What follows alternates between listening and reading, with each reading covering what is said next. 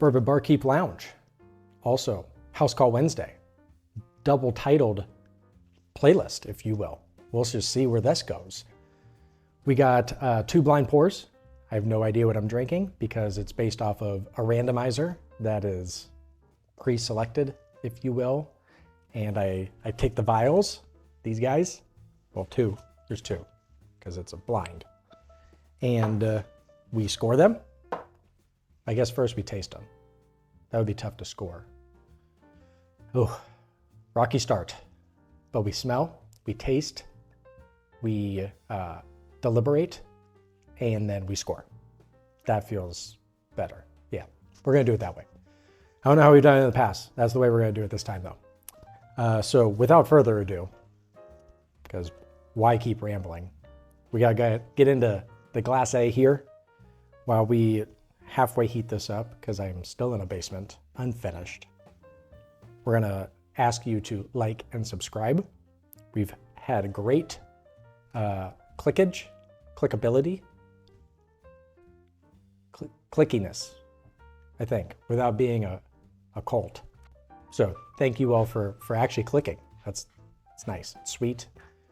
I feel that we have properly swirled, properly warmed, I guess, without microwaving. Let's dive in. Glass A. Wow. Ultra sweet. It's like if I mash some double bubble into a peach and doused it with some nice vanilla icing. Little oak spice kind of coming through here. Like that little cinnamon, a little oak. Overwhelming peach, bubblegum, and vanilla icing though. Man. Upon trying to dive the nose in there a little deeper, it's a sweet bomb that I am actually really looking forward to. So let's see. Cheers to you all.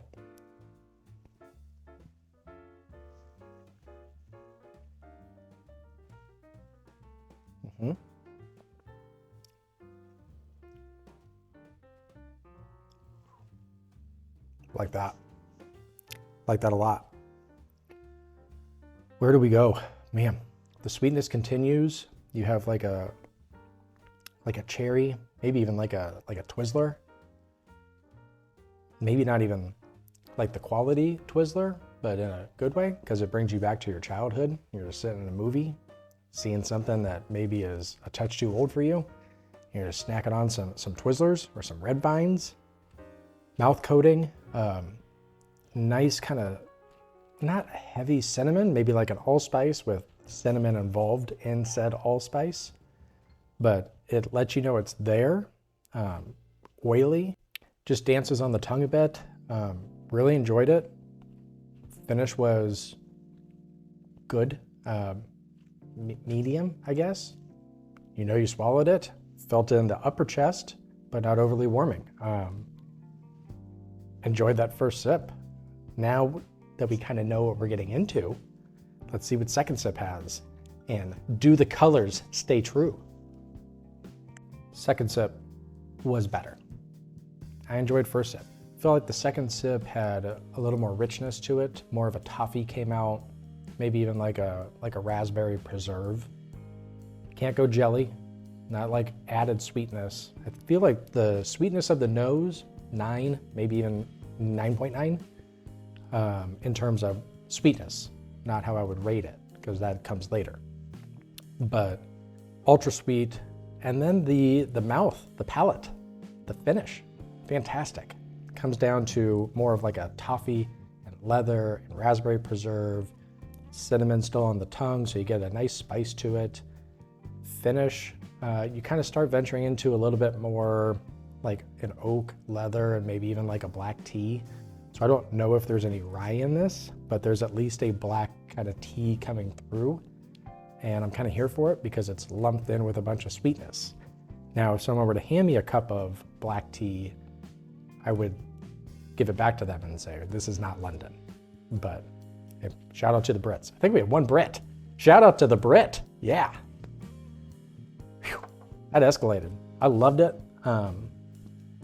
curious what glass B is here because that's a high bar. That's a very high bar for this to jump through, especially when you don't have legs. And look at that. All right, let's get some swirl in here, coat the glass a bit, and hope it competes. I don't know, we're all rooting for it. We got more bubble gum, but it's grape this time, and it's not lumped in with a peach. Still ultra sweet nose. Who's sweeter on the nose? Wow. I don't know. That is, what are we doing here? How is there this much sugar? All right, diving in. We still got the grape bubble gum, nice oak, caramel, a little brighter. Is that where we want to go? The other one had peach. This just feels a little bit lighter, I guess, in a good way. Happier? I don't know. Further diving into the nose, I would say the last note that kind of started to come out to where it's like if you went to McDonald's pre-inflation and they had wasn't it like 2 apple pies for $1? Gosh, what a day. Drive up, well, I guess you bike up, hand them your $1.07. They hand you the 2 apple pies, you crack it open, you smell it. That's this, wrapped in grape bubble gum. So we'll see what the palate has. Cheers again. Do we cheers twice? Or is that a double cheers? I don't know.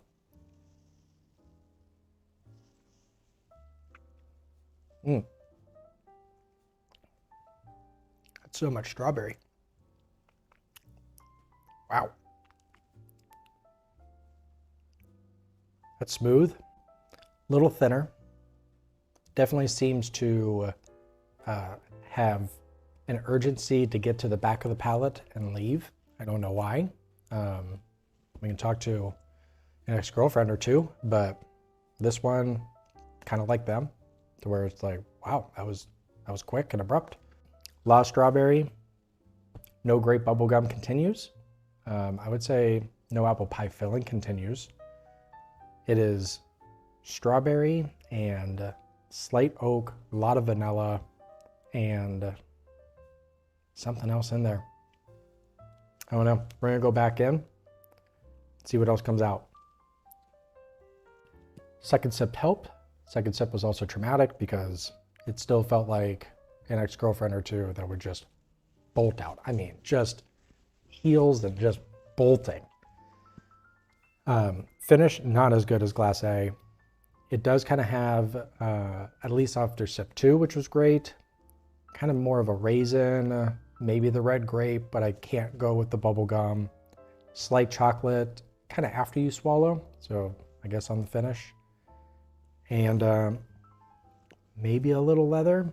It's actually really starting to dry my mouth out, which, it's good. I'm poking holes. Glass A was really good though. So let's see how these go side by side. Do a little quick palate rinse with water, and we'll get back to scoring and crowning, which is even more important here in the lounge. So we'll be right back. We're back. We're ready to score. Having a back-to-back, Glass A had a lot more meat to it. Liked it. Not to say Glass 2, Glass B, man, was bad at all. Scores will reflect this. Glass A, on just senses alone, I don't know price, I don't know age, I don't know anything. I'm gonna go upper tier, good, 78. Loved it. You can convince me to go a little bit higher, but no second guessing. 78, that's where we're at. I love it. But yeah, different day. It could be a little low in the great stuff. Glass B, on the other hand, I could see myself getting a little tired of it. It was really sweet. Finish, a little more to be desired. Seemed like Glass A had a little more proof on it. Let's go 72. Still good. but yeah, just that's where it's at, especially drinking it second to what Glass A was. Not that if I flip-flopped them, I don't think it would do that much better. Just I feel like Glass A is substantially better in the senses, at least. So I'm going to look down. If you are new here, I have my laptop because I can't do it blind without a laptop. So we do Google Forms. So I go to my form. Yeah, that's what I was looking for, the form. And as I mentioned before, this was battle 14. I think I mentioned it. I don't know. It's been a second. Glass A, $70. Glass B, $40. Dang it. It's really rooting for Glass A here. Well, here at Bourbon Barkeep, the whole channel, not just the lounge, we do bang for the buck. So once again, if you're new here, once again, welcome. And we'll still explain the rules to people that have this on in the background. Bang for the buck kind of goes two different ways. Do I feel like I'm getting my $70, right? Yep, $70 in this case. Yes, I do. Would I pay more? Not much. I mean, 70 is high. So at bang for the buck, I think we'll just go 65. I feel like I got my money's worth. Is it worth 100? No, it's not. $5, okay, but sooner or later, people have had issues with it in the past. Sooner or later, you draw the line to where it's like, oh, it's only $10. Yeah, okay, but now it's only $20. Anyways, triggered, but here we are. So bang for the buck, we'll go 65. That's it. 65 points, not dollars, 65 points. Glass B we said was 40. Little thin on the finish, but easily would pay $40 for it. It was very good as we've scored it. So at $40, once again, no ages, no proof, we'll just go 70. I easily get my $40 worth, but, well, I guess there's no but. I mean, like, I would pay more. If you told me that was like 55, I mean, an extra 15, yeah, probably do that. 60, probably not. A little thin, but an ultra sweet. So we got those. Let's see where we're at. After plugging them into the algorithm, because we're fancy, we got Glass A coming out on top, 72.8. Beat Glass B here by a full point. Yeah, I mean, that price, it hurt Glass A, but I enjoyed it. So Glass A wins here. Now, I have in the past, depending on years or finishes, because we just did the cigar batch episode, that's not easy to do. So you're not going to charge less because you finished them everywhere. I don't think these are finished. Actually, I feel pretty confident they're not finished. But, I mean, if we got, who we got? We got a Weller situation here that's not $40. So let's see. With the drop down clicked, we got Glass A New Riff 8 year at 100 proof. Love that. And Glass B Colonel E.H. Taylor Small Batch, 100 proof, with a note of secondary pricing that is not $40 and it's not $60, like I believe I said. We are talking easily $70 to $100. Now, if you found E.H. Taylor for 40, okay, I get it. Still lost this battle. Bang for the buck. With it not being 40, this gap changes drastically. Because you're almost talking, let's call it the same price. If you found both of these bottles at 70, it's not close. New Riff ran laps around it in the senses.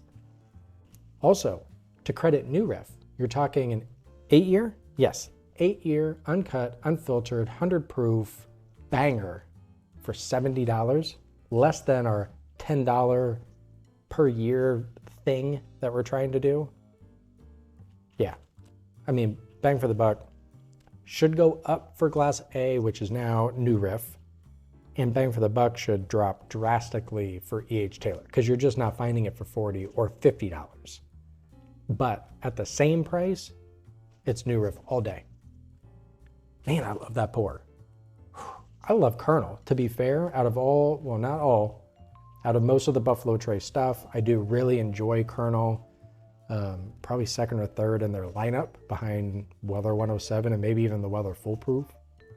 Unlike the gettable stuff, I guess. I mean, we're not talking BTAC, so settle down. Love Colonel. It's done well in blinds on the Bourbon Barkeep channel. New Riff owns the crown, for sure. What was also interesting, we actually had a subscriber kind of validate, if you will. We had read in like reviews that Colonel was supposedly 8 years-ish old. A subscriber did kind of confirm that after they did a Buffalo Trace tour, which is kind of cool. So you got 2 8-year 100 proof bourbons, and yeah, it's New Riff. So if y'all see that 8-year, pick it up, because that's some solid juice right there. I almost finished it. Damn it. That's delightful. All right, wrapping up. Like, subscribe one more time, and we'll see you all again. Cheers.